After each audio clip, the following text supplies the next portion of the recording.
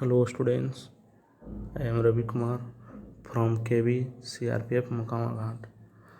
आज हम लोग हिस्ट्री का 8 chapter Ashoka the empire who gave up war, यानी अशोक एक अनोखा सम्राट था जिसने युद्ध को त्याग किया था, जिसके बारे में हम लोग जानेंगे। तो अशोक जो थे वो किस वंश से संबंधित है? वो तो मौर्य साम्राज्य से संबंधित है, वो मौर्य वंश से। ठीक है, तो मौर्य वंश के फाउंडर कौन थे, संस्थापक उस समय? तो चंद्रगुप्त मौर्य थे। इसी के बारे में हम लोग जानेंगे। तो फर्स्ट पॉइंट है इसमें कि a very big kingdom equal to an empire, यानी जो एक बहुत बड़ा जो राज्य था, जो एक साम्राज्य के रूप में था, जिसमें हम लोग जानेंगे। सबसे पहले देखेंगे कि एक लायन कैपिटल के बारे में दिखाया गया है, यानी कि जो शेर वाला स्तंभ शीर्ष है उसको दिखाया गया है। तो इसके बारे में हम लोग जानेंगे। तो ये क्या है, हम देखते हैं कि सभी बहुत से नोट पर या कॉइन से जो सिक्का हुआ, रुपया पैसा पर भी इसका फिगर रहता है। ये अशोक स्तंभ जो दिखाया गया शेर वाला स्तंभ वो रहता है, देखने को मिलता है। जो एक क्या है, ये किसका बहुत लंबा इतिहास है, लॉन्ग हिस्ट्री है। इसको किस तरह से बनाया गया था?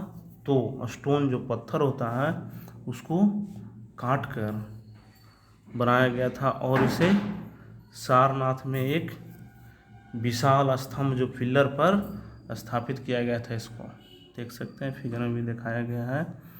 और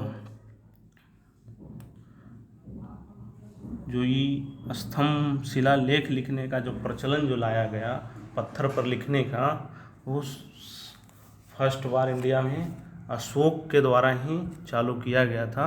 अशोक सम्राट जो हुए राजा, उन्हीं के द्वारा चालू किया गया था शिलालेख का, यानी पत्थर पर लिखने का, पत्थर या पिलर पर अभिलेख को उत्तीर्ण करने का, कोई चीज़ भी लिखने का, कोई भी बात हो। ठीक है, तो फिर अशोक जो थे, जिस एम्पायर यानी जो साम्राज्य पर शासन करता था, रूलर था, रूल्ड थे, उसकी स्थापना कौन किया था? पहले ही बताए थे कि उसका जो ग्रैंडफादर हुए, जो दादा चंद्रगुप्त मौर्य हुए, अशोक के जो ग्रैंडफादर हुए जो चंद्रगुप्त मौर्य थे, जो 2300 ईयर एगो में 2300 साल पहले इस साम्राज्य की स्थापना किए थे, यानी मौर्य वंश का। तो मौर्य वंश की स्थापना चंद्रगुप्त मौर्य ने किए थे, ने स्टार्टिंग किया मौर्य वंश का, ये चंद्रगुप्त मौर्य ने।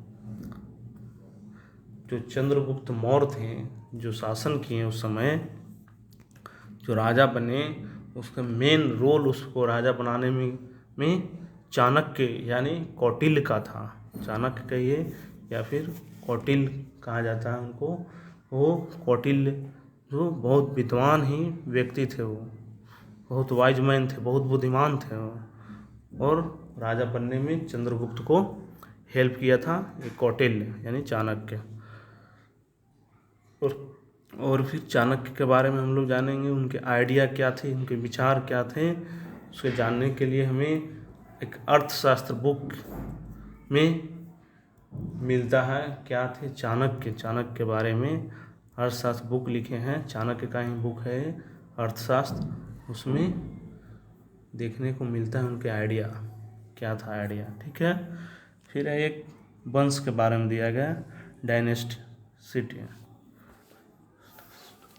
तो डायनेस्टी में क्या हुआ, वंश हम किसको कहेंगे? जब एक ही फैमिली के कई मेंबर, बहुत सारे जो कुछ मेंबर हुए, जो एक के बाद एक रूलर बनते जा रहे हैं, राजा बनते जा रहे हैं, तो उसे एक ही वंश का कहा जाता है, एक ही डायनेस्टी हुआ। हिस्ट्री के यानी वंश के कहा जाता है कि वंश के हैं। जैसे एग्जाम्पल के तौर पर है मौर्य वंश हुआ।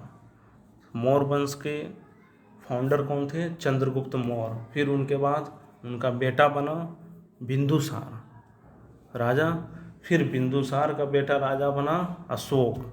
तो ये क्या हुआ? एक वंशवाद चलते जा रहा है, डायनेस्टी, वंश आगे की ओर बढ़ते जा रहा है। एक ही वंश के, एक ही परिवार के, एक ही फैमिली के सदस्य राजा बनते जा रहे हैं। तो इस प्रकार की परंपरा को हम वंश कहते हैं, वंशवाद, वंश। ठीक है।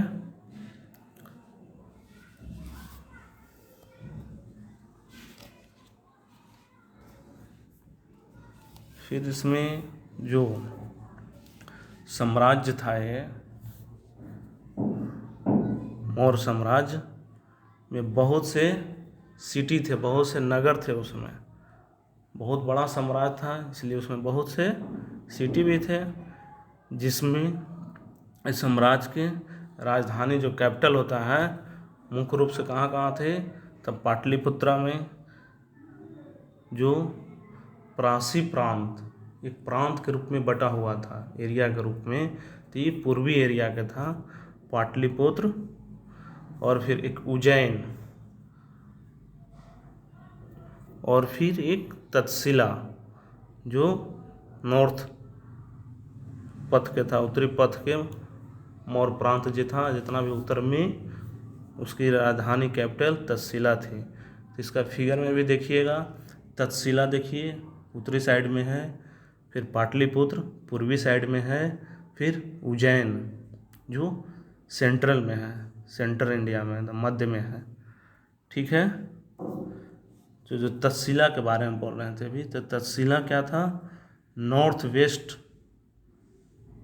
और सेंट्रल एशिया के लिए आने जाने का वो वहाँ से मार्ग था, गेटवे था वहाँ से। ये इधर आने के लिए क्या है?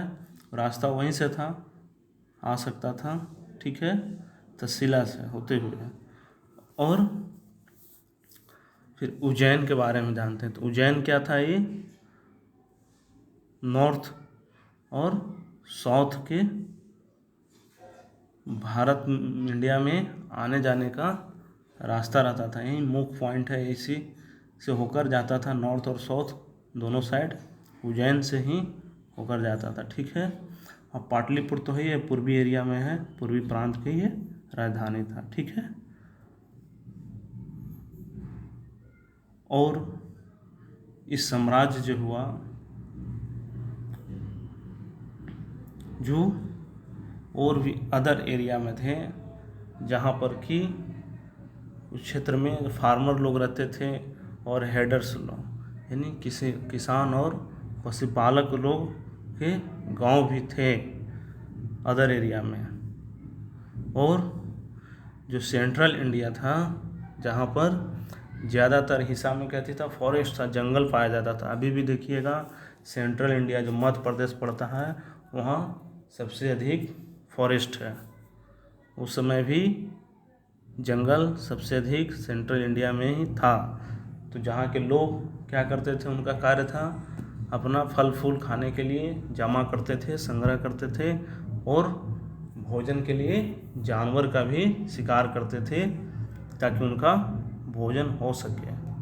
और जो एम्पायर हुआ, जो साम्राज्य के थे, कि डिफरेंट एरिया में, जो इतना बड़ा साम्राज्य था, उसके डिफरेंट एरिया में डिफरेंट लैंग्वेज भी बोलते थे लोग। बहुत से ऐसे थे, अभी भी देखिएगा इंडिया में तो अभी बहुत सारा लैंग्वेज बोला जाता है, हर एक एरिया में अलग अलग लैंग्वेज बोला जाता है। ठीक है। बिहार में देखिए मगध के क्षेत्र में मगही हो जाता है, फिर कहीं भोजपुरी है, कहीं मैथिली है। तो हर एक एरिया में अलग अलग लैंग्वेज हो जाता है। उसी प्रकार उस समय भी डिफरेंट एरिया में डिफरेंट लैंग्वेज बोलते थे लोग, और उन लोगों का डिफरेंट टाइप का फूड भी होता था, वो भोजन भी अलग तरह के सब करते थे। अभी भी है, साउथ में जाइएगा तो साउथ तरफ का अलग भोजन है, हमारे तरफ नॉर्थ इंडिया के अलग भोजन है, सभी जगह के अपना अपना पसंद लोगों का अलग अलग है भोजन करने का, ठीक है। और क्या है कि वे लोग डिफरेंट डिफरेंट टाइप के कपड़ा भी डिफरेंट डिफरेंट पहनते थे, उनका पोशाक भी डिफरेंट था, ठीक है। इस तरह से हम मौर्य साम्राज्य के बारे में जाने, किस तरह से उनका साम्राज्य बटा हुआ था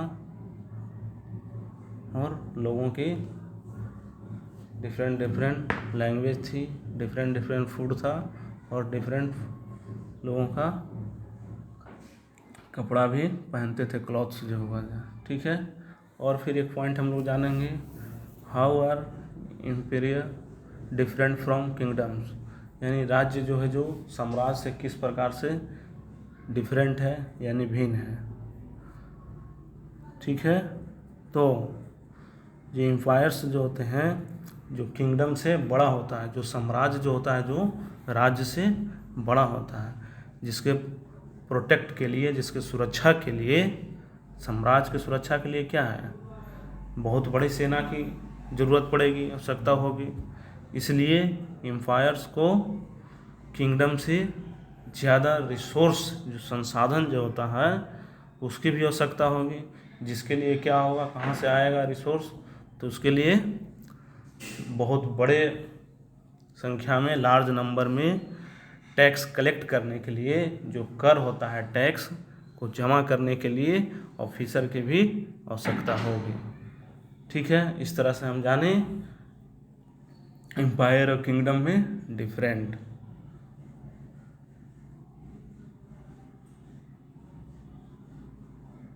ओके स्टूडेंट्स, आगे पढ़ेंगे हम लोग रूलिंग द एम्पायर, हमने साम्राज्य का प्रशासन किस तरह से होता था अगले दिन। ओके।